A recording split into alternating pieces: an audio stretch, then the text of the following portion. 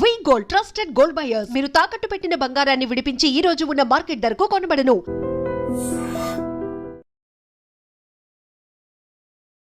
Welcome to I dream. నా పేరు లుంబిని. ఇవాళ మనతో పాటు ఖ్యాతాన్ ఆరోగ్య కేంద్రం నుండి ప్రముఖ నాడీ వైద్యులు డాక్టర్ దిలీప్ గారు ఉన్నారు. ఆయనతో మాట్లాడదాం. హలో సార్, నమస్కారం. నమస్కారం. సో ఫస్ట్ ఆఫ్ ఆల్, ఇప్పుడు ఈ మోడర్న్ టైమ్స్ లో చూసుకుంటే sugar, which is diabetes, and BP, at the same time thyroid, ఈ మూడు లైఫ్ స్టైల్ డిసీజెస్ కి మోడర్న్ మెడిసిన్ లో ఉంది. ఆఫ్ కోర్స్ మెడిసిన్ ఉంది, కాకపోతే అది లాంగ్ రన్ లో వాడాల్సి వస్తుంది, లైఫ్ ఎండ్ అయ్యే వరకు వాడాలి. అట్ ద సేమ్ టైం న్యాచురోపతిలో మనకు నాడీ వైద్యంలో దీనికి ఎలాంటి ట్రీట్మెంట్ అండ్ ఎలాంటి పద్ధతులు ఉంటాయంటారు? అయితే మన సాంప్రదాయంలో ఆయుర్వేద అనేది ఒక పద్ధతి. ఈ ఆయుర్వేదంలో ఏం చెప్తుంది అంటే నాడీ పద్ధతి అనేది ఒకటి ఉంది.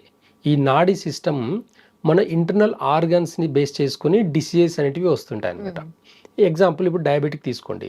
జీర్ణశక్తి మందగించడం వల్ల డయాబెటిక్ అనేది అటాక్ అవుతుంది. 1 నుంచి 5 సంవత్సరాల వరకు జీర్ణశక్తి అనేది సరిగా ఉండకపోవడం వల్ల, సరిగా అవ్వకపోవడం వల్ల డయాబెటిక్ అనేది ప్రీ డయాబెటిక్ నుంచి మెల్లగా స్లోగా స్టార్ట్ అవుతుంది. చాలామంది చూడండి, తినే పద్ధతి మారిపోయింది. ఎగ్జాంపుల్ ఇప్పుడు షుగర్ డయాబెటిక్ తీసుకుందాం. డయాబెటిక్ ఇంతకుముందు చూడండి, మనము ఒక సిస్టమేటిక్గా తినేది. అంటే మార్నింగ్ 7 to 9 మధ్యలో హెవీగా మంచిగా కడుపు నిండా తినేది. కానీ ఈ మధ్య ఏమవుతుందంటే లాస్ట్ 20-30 ఇయర్స్ నుంచి మోడర్న్ సిస్టమ్ చాలా మారిపోయింది. ఏమవుతుంది, మార్నింగ్ లైట్గా 2 ఇడ్లీలు తినేసి ఒక దోశ తినేసి వెళ్ళిపోతున్నారు. అంటే సగం సగం తినేసి వెళ్ళిపోవడం వల్ల స్టమక్కి కావాల్సిన స్ట్రెంత్ కూడా సరిపోవట్లేదు. మనం డే అంతా ఏదో ఒక యాక్టివిటీలో ఉంటాం కాబట్టి మార్నింగ్ టైంలో హెవీగా తినడం వల్ల ఈజీగా డైజెషన్ అయిపోతుంది. కాబట్టి మార్నింగ్ టైంలో హెవీగా తినడం వల్ల కూడా ఎలాంటి ప్రమాదాలు రావు. అంటే మనం మార్నింగ్ టైంలో తినడం వల్ల ఏమవుతుందంటే డే అంతా హీట్, బయట టెంపరేచర్ కూడా ఎక్కువ ఉంటుంది. మన జఠరాగ్ని కూడా చాలా యాక్టివేట్ అయ్యి మనం ఎంతో మార్నింగ్ టైంలో ఎంత హెవీగా తిన్నా ఈజీగా డైజెషన్ అయిపోతుంది. డైజెషన్ సిస్టమ్ బాగుంటే డయాబెటిక్ వల్ల ఎలాంటి అనార్థాలు రావు. ఈ అవేర్నెస్ చాలామందికి లేకపోవడం వల్ల జీవితం అంతా ట్యాబ్లెట్లు వేసుకుంటున్నారు అనమాట. కానీ అవసరం ఉండదు. ఆయుర్వేద పద్ధతిలో ఏమవుతుందంటే నాడీ వ్యవస్థ ఒక్కసారి నాడి చూసి మేము ఏం చేస్తామంటే ఇంటర్నల్గా ఏ ఆర్గాన్స్ బాగాలేదు.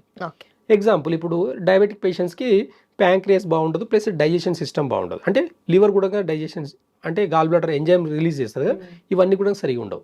వీటి ఫంక్షన్ అనేది అబ్నార్మల్ వల్ల డయాబెటిక్ అనేది నెంబర్ పెరిగిపోతుంది. ఈ నెంబర్స్కి పర్మనెంట్ సొల్యూషన్ ఏమైనా ఉందా ఇప్పుడున్న మోడర్న్ సిస్టంలో?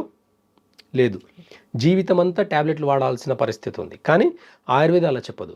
జీర్ణశక్తిని ఎప్పుడైతే మళ్ళీ రీజనరేట్ చేస్తుందో, అంటే జీర్ణశక్తిని రీజనరేట్ చేసే కొన్ని మెడిసిన్స్ ఉంటాయి ఆయుర్వేదంలో. అలాంటి మెడిసిన్స్ ఇవ్వడం వల్ల ఏమవుతుందంటే డైజెషన్ సిస్టమ్ ఇంప్రూవ్ అవుతుంది. మళ్ళీ ఎప్పటిలాగానే.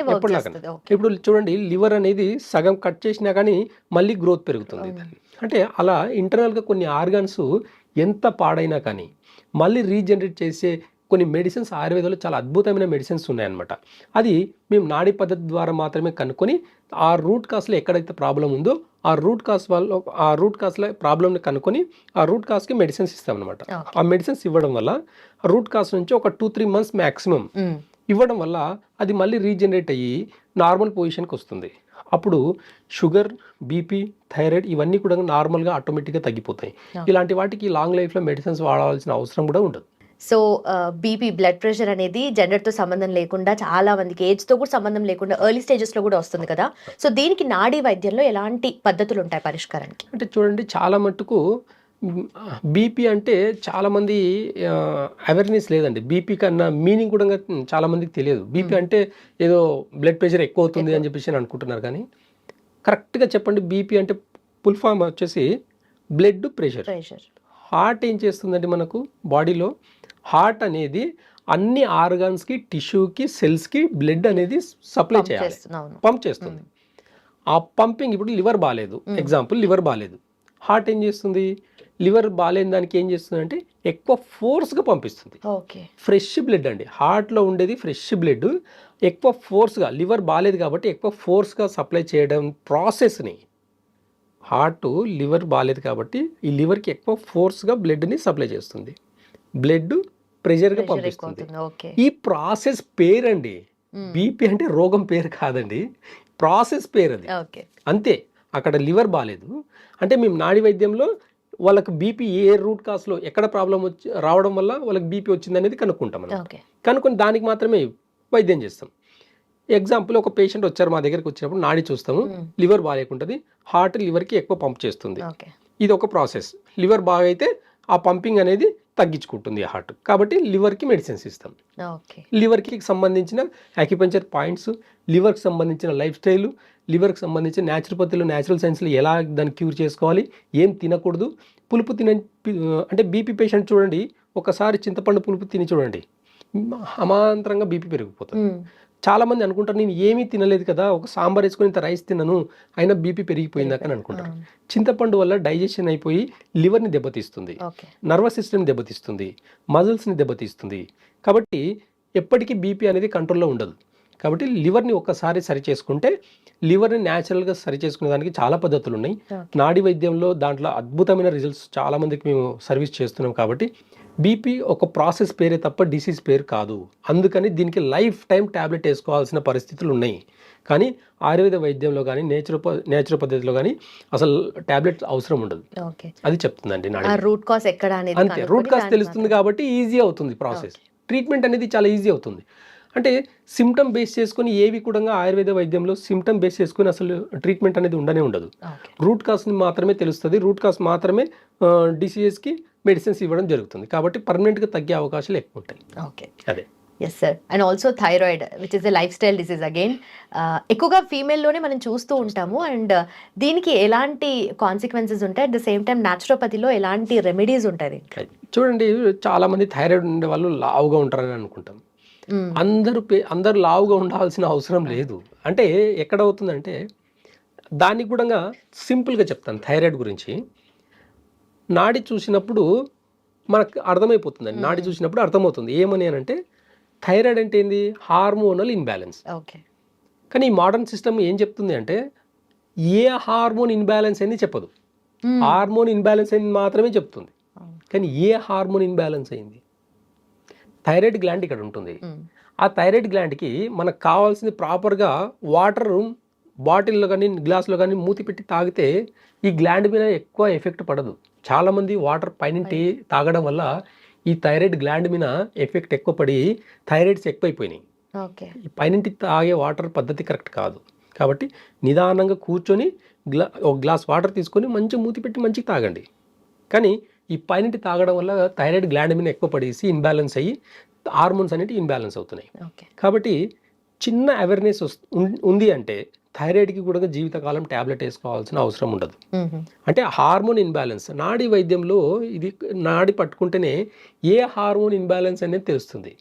కొంతమందికి లివర్ ఇన్బ్యాలెన్స్ అవుతుంది, కొంతమందికి కిడ్నీ ఇన్బ్యాలెన్స్, కొంతమందికి లంగ్స్ ఇన్బ్యాలెన్స్ అవుతుంది.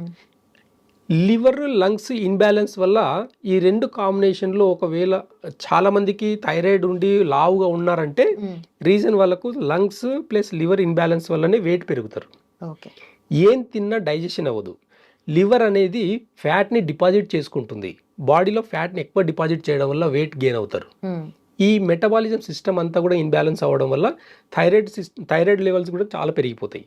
మెటబాలిజం సిస్టమ్ని కూడా బ్యాలెన్స్గా చేసుకుంటే ఆటోమేటిక్గా వెయిట్ తగ్గిపోతారు, ప్లస్ అంటే ఈ థైరాయిడ్కి సంబంధించిన నంబర్స్ కూడా తగ్గిపోతాయి అన్నమాట. అంటే ఈ అవేర్నెస్ అనేది జనాలకు లేకపోవడం వల్ల ట్యాబ్లెట్లు వేసుకుంటూ ఉంటున్నారు. కొన్ని టైమింగ్స్ కూడా ఉంటాయి అన్నమాట. న్యాచురోపతిలో కొన్ని టైమింగ్స్ ఉంటాయి, ఏ టైంలో తినాలి, ఏ టైంలో ఏం తినాలి.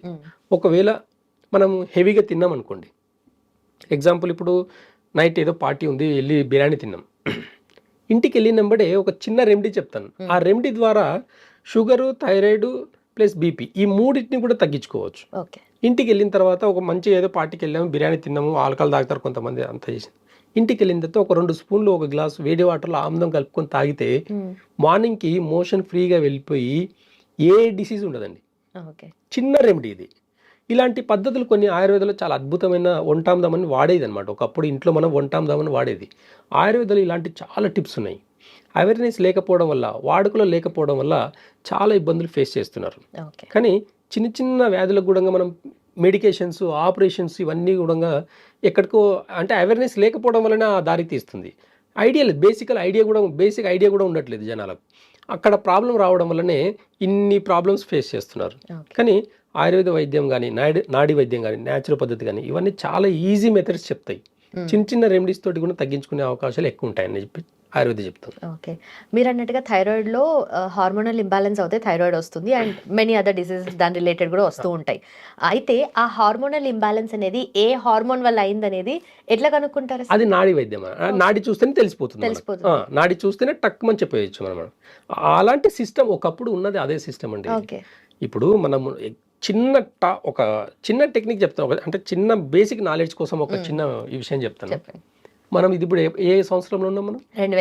2025. ఒక్క మాట ఈ అంటే చెప్పకూడదు కానీ ఈ మోడర్న్ సిస్టమ్ వచ్చి, ఈ అలోపతి సిస్టమ్ వచ్చి ఎన్ని సంవత్సరాలు అయింది? 100 సంవత్సరాలు, 180 సంవత్సరాలు అయింది. 180 ఇయర్స్. 2025 నుంచి 180 తీసేసేయండి. అప్పుడు ఏం పద్ధతి ఉన్నది? అప్పుడు జనాలు లేరా? ప్లస్ ఏం లేదు. అప్పుడు జనాలు ఉన్నారు, అన్ని రకాల ఫుడ్లు, అన్ని నాన్ వెజ్ తిన్నారు, హెవీగా నాన్ వెజ్ కూడా తిన్న రోజులు ఉన్నాయి. ఎవరు కూడా ప్రాబ్లం రాలే. వస్తే కూడా చిన్న చిన్న ప్రాబ్లమ్స్ వచ్చేవి. అప్పుడున్న ఆయుర్వేద సిస్టమ్, నేచురోపతి సిస్టమ్ ద్వారానే తగ్గించుకునే రోజులు. 2025 సంవత్సరాల నుంచి 108 సంవత్సరాలు తీస్తే మనం ఒకసారి కంపేర్ చేస్తే ఏ వైద్యం సిస్టమ్ అనేది ఉండింది అనేది ఒక్కసారి ఆలోచించండి. అలాంటి వైద్యం సిస్టమ్ ఇప్పుడు ఎందుకు లేదనేది ఒక్కసారి ఆలోచించండి. అలాంటి వైద్యం అనేది ఎందుకు ఇప్పుడు అవేర్నెస్ లేదు? ఈ కార్పొరేట్ సిస్టమ్ అంతా ఏం చేస్తుంది అసలు? ఎగ్జాంపుల్, ఇప్పుడు ఒకప్పుడు ల్యాండ్ ఫోన్ ఉన్నప్పుడు మనకు మెమరీ పవర్ చాలా బాగుండేదండి. సెల్ ఫోన్లు వచ్చేసరికి అసలు నంబర్, మన ఇంట్లో ఉన్న నంబర్ కూడా గుర్తుకుండట్లేదు. అంటే మన మెమరీ పవర్ పెరిగిందా తగ్గిందా? ఒక్కసారి ఆలోచించి చూడండి. సిస్టమ్ అనేది మన నాలెడ్జ్ని పెంచాలి, కానీ మన మెమరీ పవర్ని కూడా తగ్గిస్తుంది టెక్నాలజీ అనేది. ఉండాలి, టెక్నాలజీ కూడా కావాలి. కార్ కావాలి, ఇప్పుడు అక్కడికి వెళ్ళాలి, ప్రయాణం చేయాలి, ఇవన్నీ కూడా టెక్నాలజీ కావాలి. కానీ మరీ దాని మీదే డిపెండ్ అయ్యి దానికి అడిక్ట్ అయిపోయి ఉండడం వల్ల మనిషి యొక్క మనగడ మొత్తం కూడా సర్వనాశనం అయిపోతుంది. వీటికన్నిటికీ నేచరే సమాధానం చెప్తుంది. కాబట్టి నేచర్ని నమ్మిన వాళ్ళకు ఎప్పుడు కూడా హాని చేయదు. నేచర్కి దగ్గరగా ఉండే వాళ్ళకి హెల్త్ ఎప్పుడు పాడవదు. నేచర్ని నమ్మిన వాళ్ళని ఎప్పుడు ఈ ప్రకృతి అనేది మోసం చేయలేదు. కాబట్టి ఎవరిని నమ్మకండి. ప్రకృతి ఏం చెప్తుంది వినండి, ఒకసారి నేచర్లో తిరగండి, ఒక్కసారి ఏం చెప్తుంది చూడండి. ఒంటాందం వాడకం ద్వారా సర్వరోగాల్ని కూడా తగ్గించుకునే యోగం ఉండింది. ఆ ఒంటాందంని ఎలా వాడాలి, ఏ పద్ధతిలో వాడాలి, ఇలాంటి టిప్స్, చిన్న చిన్న టిప్స్ మనం ఇంట్లో వాడుకునే పద్ధతుల ద్వారా కూడా అన్ని రోగాల్ని తగ్గించుకునే టెక్నాలజీ ఉండింది. అంటే నేచర్ టెక్నాలజీ అనేది ఎప్పుడు ఈ సైన్స్ని బీట్ చేయదు. కాబట్టి న్యాచురల్గా బతికేదానికి ఎక్కువ ఆలోచించండి, సమాధానం దొరుకుతుంది ప్రతిదానికి. Okay sir, thank you so much. Thank you. Sir, one life lesson what medicine has taught you. Whatever you can do without expecting.